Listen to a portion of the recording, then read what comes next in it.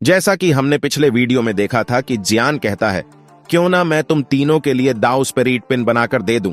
तो तुम्हारा एक एक स्टार और बढ़ जाएगा और ये पिल तुम तीनों ने मेरी जो हेल्प की है ये उसका इनाम होगा। दाव स्पिरिट पिल का नाम सुनकर लिनचुआ, लिन येन और लियू किंग बहुत खुश हो जाते हैं यहां तक। और हाँ दोस्तों, अगर आपने अभी तक इसका पिछला एपिसोड नहीं देखा तो इसे देखने के बाद उसे भी देख लेना, लिंक डिस्क्रिप्शन में है। तो वीडियो शुरू करते हैं। वहां पर जो दूसरे लोग खड़े थे वो लिनजुआ, लियू किंग और लिन येन से काफी ज्यादा ज्वेलस भी होने लगते हैं, क्योंकि जियान इन तीनों को दाव स्प्रिट पिल बनाकर देने वाला था। अब वहां पर ब्लैक ओरिजिन के तीनों बड़ी फ्रैक्शंस के लीडर्स ओल्ड यंग यू, वुताई और शोमी वहां पर आकर जियान को कुछ कहना चाहते थे, मगर वो कुछ कह नहीं पाते और एक दूसरे की तरफ देखकर हंसने लगते हैं, जिस पर जियान उन तीनों के एक्सप्रेशन देखकर समझ जाता है। और फिर जियान उन तीनों से कहता है कि आप तीनों लोग रिलैक्स हो जाओ, मैं आप तीनों के लिए 15 दिनों के अंदर अंदर एक एक माइटी हुवांग पिल बनाकर तुम्हें दे ही दूंगा। यह सुनकर ओल्ड हिंग ऊ जियान से कहता है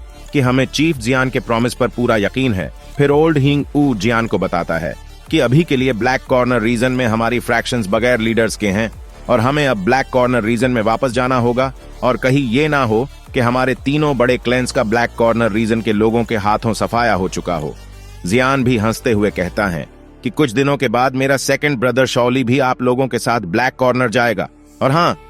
तब तक के लिए प्लीज आप तीनों उसका अच्छे से ख्याल रखना, और हो सकता है कि आने वाले दिनों में मैं भी आप लोगों के पीछे पीछे ब्लैक कॉर्नर रीजन में आ जाऊं। जिस पर वो तीनों बड़ी फैक्शन के लीडर बहुत ज्यादा खुश होकर जियान से कहते हैं कि अभी के लिए हम तीनों 100 गेट का हिस्सा भी है और हम डेफिनेटली आपके ब्रदर शौली को हर चीज से प्रोटेक्ट करेंगे। अब जियान इन तीनों की ये बात सुनकर थोड़ा सा खुश हो जाता है। और हाँ दोस्तों, सच बताऊं तो अभी के लिए जियान को पूरी तरह से इन तीनों पर यकीन नहीं था, मगर जियान को पता था कि अगर ये तीनों शोली के साथ कोई भी पंगा करेंगे तो इनर एकेडमी में फर्स्ट एल्डर सुकियान तो है ही, एल्डर सुकियान अकेला ही इन तीनों को संभाल लेंगे। अब दोस्तों, इसके साथ ही वहां पर जियान के दोनों भाई आ जाते हैं और जियान उन लोगों को बताता है कि मैं जल्दी ही 2 होंग लेवल का ब्रेक थ्रू करने वाला हूं। जिस पर साउडिंग कहते हैं कि फिर तुम यहां के सभी के मामले हम पर छोड़ दो। इसके बाद जियान अपने सेकंड ब्रदर शौली को वो डीप ग्रीन पिल देता है जो उसने अभी अभी रिफाइन की थी, और उसको यूज करने का तरीका भी उसे बता देता है। जियान शौली से कहता है कि सेकंड ब्रदर, जब ओल्ड हिंग यू और बाकी के ये दोनों एल्डर्स वापस ब्लैक कॉर्नर रीजन में जाएंगे तो आप भी इन लोगों के साथ चले जाना। और हाँ, एक बात याद रखना कि इस पिल को लेने के बाद आपकी लाइफ और 10 साल के लिए बढ़ जाएगी, और इस दौरान आपको 2 होंग क्लास का ब्रेक थ्रू हर हाल में करना ही होगा। और जब मैं इन तीनों के लिए पिल बनाऊंगा तो मैं आपके लिए भी 1-2 स्प्रेड पिल बनाकर आपको भेज दूंगा, जिससे कि जल्द ही आपके 2 होंग क्लास के स्टार्स बढ़ते जाएंगे।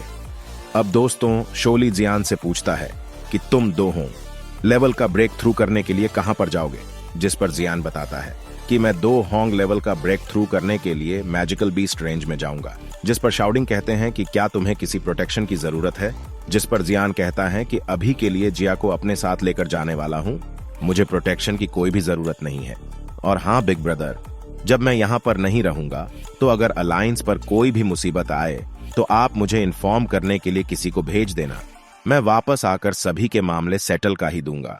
जिस पर साउडिंग जियान से कहता है कि तुम सिर्फ अपने स्ट्रेंथ को बढ़ाने में लगे रहो, और अभी के लिए तो जितनी ज्यादा तुम्हारी स्ट्रेंथ होगी, शॉकलेन भी उतना ही आगे जाएगा। अपने भाई की यह बात सुनकर जियान हल्की सी स्माइल कर देता है। अब दोस्तों, जियान 100 मेंशन में से जिया को लेकर अपने साथ जाने लगता है। फिर जिया जियान को रोककर क्वीन मेडुसा की तरफ देखकर कहती है कि बड़ी बहन काइलिन भी यहाँ पर है। जियान क्वीन मेडुसा को एक डाल पर लेटा हुआ देखते हैं, जिस पर जियान हैरान होकर कहता है कि तुम यहाँ पर क्या कर रही हो। जिस पर क्वीन मेडुसा कहती है कि तुम लिटिल गर्ल जिया को इस तरह मेरे से दूर लेकर चले जाओगे, और मैं जिया के लिए काफी ज्यादा परेशान भी थी, इसलिए मैं तुम्हें फॉलो कर रही हूँ। अब क्वीन मेडुसा आगे बढ़कर लिटिल गर्ल जिया को अपनी बाहों में उठाकर आगे बढ़ जाती है। फिर जियान कहता है कि ठीक है, जब तक मैं ब्रेक थ्रू कर रहा हूँगा तो तुम दोनों एंजॉय करना, और हाँ, अभी के लिए मैं जिया को अपने साथ उस जगह पर इसलिए लेकर जा रहा हूँ क्योंकि वो जगह लिटिल गर्ल जिया के लिए भी ब्रेक थ्रू करने के लिए बहुत ही सूटेबल प्लेस है। इतना जियान यहाँ अपने फाइल विंग्स निकालकर उस जगह की तरफ जाने लगते हैं जहां पर उसे अपना ब्रेक थ्रू करना था। और फिर क्वीन मेडुसा भी एक स्माइल के साथ लिटिल गर्ल जिया को अपने साथ लेकर जियान को फॉलो करने लग जाती है। जियान जामा अंपायर के नॉर्थ वेस्टर्न रीजन में आधे दिन में ही पहुंच जाता है और फिर हम देखते हैं जियान को, जो कि एक माउंटेन पीक पर खड़ा उस जगह पर बीते अपने पास्ट की मेमोरीज को याद कर रहा था। और वो याद करता है जब उसके पीछे मशीनरी कंपनी के वुल्फहेड के लोग पड़ गए थे और जियान उन लोगों से बचता हुआ है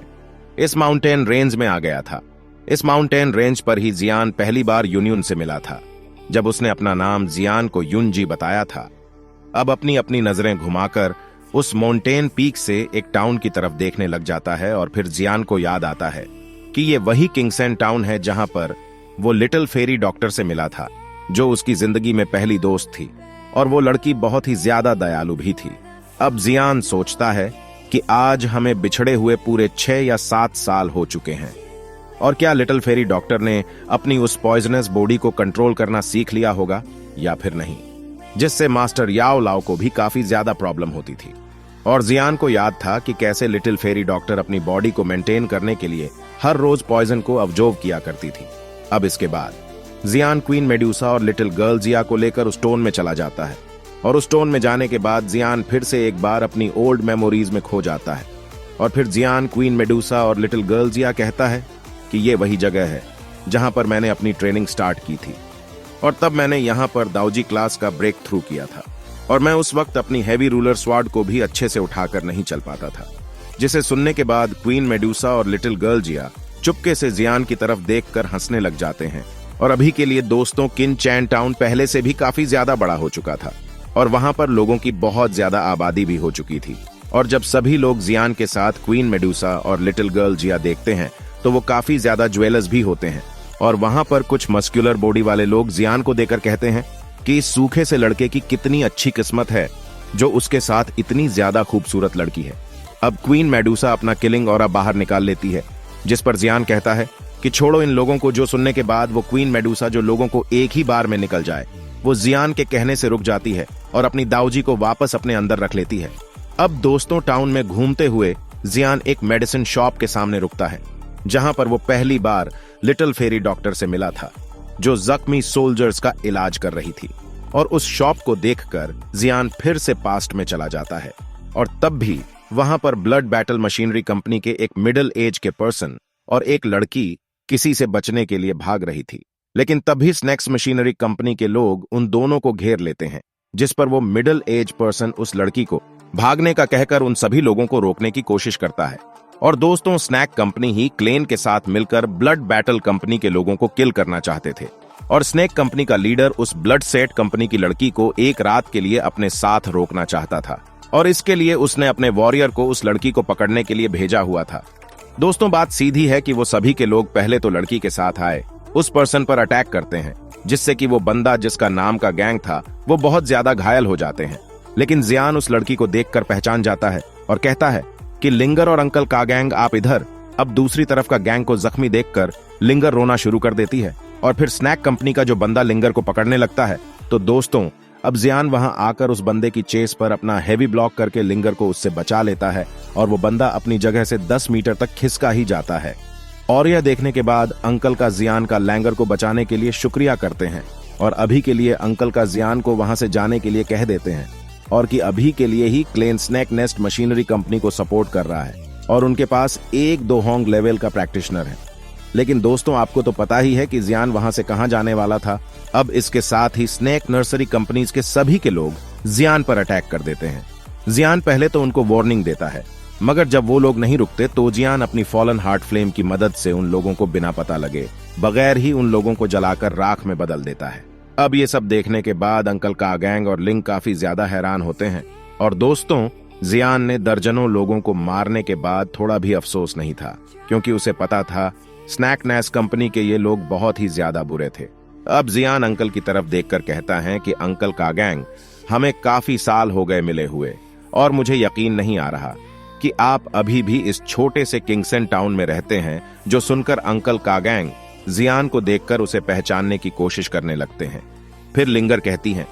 कि अंकल का गैंग, ये वो ही लड़का है जिसने कुछ सालों पहले वुल्फ एंड कंपनी को डिस्ट्रॉय कर दिया था। जो सुनने के बाद अंकल का गैंग बहुत ही ज्यादा हैरान होते हैं, और वो कहते हैं कि कुछ साल पहले ये लड़का दाऊजी पर था, और आज ये अपने हाथ के एक ही इशारे से दाऊजी और दोषी के लोगों को जलाकर राख में बदल सकता है। अब कागैंग जियान से कहते हैं कि लिटिल ब्रदर जियान, अभी के लिए ब्लड बैटल कंपनी बहुत ही ज्यादा नुकसान में जा रही है और मैं अभी के लिए तुमसे रिक्वेस्ट करता हूँ कि please blood battle machinery company को ही क्लेन और स्नैक्स कंपनी से बचा लो, और अगर तुमने ऐसा किया तो इसके बाद तुम मुझे जो भी कहोगे मैं वो करने के लिए तैयार हूँ। अब यह कहते ही लिंगर और अंकल का गैंग जियान के सामने अपने घुटनों पर बैठ जाते हैं, लेकिन तभी जियान उन दोनों को अपनी फोर्स का यूज करके उठा देता है और फिर जियान अंकल का गैंग से पूछता है कि इस स्नैक कंपनी की कितनी स्ट्रेंथ है, जिस पर अंकल का गैंग जियान को बताते हैं स्नैकनेस कंपनी का एक लीडर 6 स्टार दाओ लिंग स्टेज पर है। अब ये सुनने एक बाद जियान काफी ज्यादा खुश होता है और अंकल का गैंग को जियान एक जेड की प्लेट और उसके बाद 5 जेड की बोतल देते हैं, जिनमें जियान ने अपनी अंग्री बुद्धा लॉट्स की एनर्जी स्टोर की हुई थी। जियान अंकल का गैंग से कहता है कि आप अगर इसको यूज करोगे तो इससे आप स्नैक नैस कंपनी के लीडर को इजीली हरा पाओगे, और अगर सिचुएशन लाइफ और डेथ की हो जाए तो आप ये जेट की प्लेट तोड़ देना। इससे मुझे पता चल जाएगा कि आप मुसीबत में हो और मैं फिर बिना टाइम वेस्ट किए आपकी हेल्प के लिए वहां पर पहुंच जाऊंगा।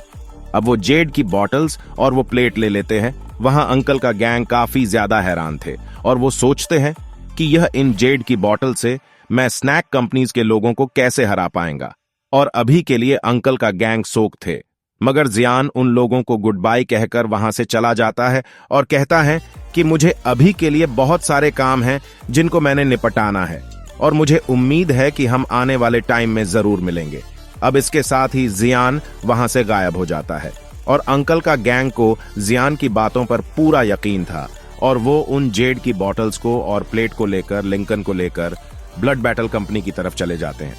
अब हम एक माउंटेन पीक पर जियान, लिटिल गर्ल जिया और क्वीन मेडुसा को, इसके साथ बहुत सारे मेडिसिन इंग्रेडिएंट्स की खुशबू आती है और फिर जियान सोचता है कि हो सकता है पास में ही बहुत सारे ट्रेचरस छुपे हों, और तभी इसके साथ ही वैली में एंटर हो जाता है। और जैसे ही जियान वैली में अंदर आता है तो उसके साथ ही एक साया जियान पर अटैक कर देता है, लेकिन तभी जियान अपनी दाऊजी बाहर निकाल लेता है और उस चीज के अटैक से बच जाता है। फिर जियान को दिखाई देता है एक ब्लैक कलर का मैजिकल बीस्ट जो अपने पंखों की मदद से इधर उधर उड़ रहा था और अभी के लिए वो आसमान में उड़ते हुए गुस्से से गुर्रा रहा था, जैसे कि वो जियान से कह रहा हो कि यहां से दफा हो जाओ। अब जियान रैक 4 के मैजिकल बीस्ट को इस जगह पर देकर कहता है कि मुझे लगता है कि शायद इस वैली में बहुत सारे रेयर मेडिसिन इंग्रेडिएंट्स हैं, जिसकी वजह से रैन 4 का मैजिकल बीस्ट भी इस जगह से अट्रैक्टेड है। और ये सोचकर जियान ब्लैक शैडो में कन्वर्ट होकर उस वैली के अंदर जाने लगता है। अब जियान के इस एक्शन को देखकर मैजिकल बीस्ट और ज्यादा गुस्से में आ जाता है और वो एक बार फिर से अटैक करने के लिए आगे आता है, मगर अब की बार जियान अपने एक हल्के से वार से ही उस मैजिकल बीस्ट को जमीन पर पटक देता है, जिससे वो मैजिकल बीस्ट गुस्से में आसमान की तरफ उड़ जाता है और अभी के लिए वो अटैक तो नहीं करता, मगर वो वहां से भागता भी नहीं और वो आसमान में बहुत ही ज्यादा ऊपर चला जाता है और जोर जोर से गुर्राने लग जाता है। अब दोस्तों, जैसे ही जियान उस वैली में आगे जाता है तो उसे वहां पर बहुत सारे रैंक 4 के मैजिकल बीस्ट मिलते हैं, जो के थे विंड लैपर्ड बीस्ट, और लेकिन ये अभी उड़ नहीं सकते थे, मगर ये भी रैंक 4 के मैजिकल बीस्ट थे। और जियान सोचता है कि ये ईवेल टाइप के मैजिकल बीस्ट इस वैली में आखिर कहां से आए, और जब कुछ सालों पहले मैं यहां पर आया था तो यहां पर कोई भी मैजिकल बीस्ट नहीं हुआ करता था, मगर अभी के लिए ये सभी मैजिकल बीस्ट आए कहां से। अब फिर दोस्तों, वहां पर लिटिल गर्ल जिया आकर कहती है कि ये जगह एनर्जी एब्जॉर्ब करने के लिए बहुत ही ज्यादा अच्छी जगह है, और क्वीन मेडुसा उस ऊपर वाले बीस्ट को घूमता हुआ देकर कहती है कि अगर अपनी जान प्यारी है तो यहां से दफा हो जाओ। और उसके साथ क्वीन मेडुसा की बॉडी से एक पावरफुल एनर्जी का प्रेशर निकलता है, जिससे आसपास के बीस्ट डरकर वहां से भाग जाते हैं। और इसी के साथ ही आज का यह एपिसोड खत्म होता है। अगर आप सभी अगला एपिसोड चाहते हो, वीडियो को लाइक और चैनल को सब्सक्राइब कर लो। तो फिर मिलते हैं अगली वीडियो में। तो अभी के लिए बाय बाय दोस्तों।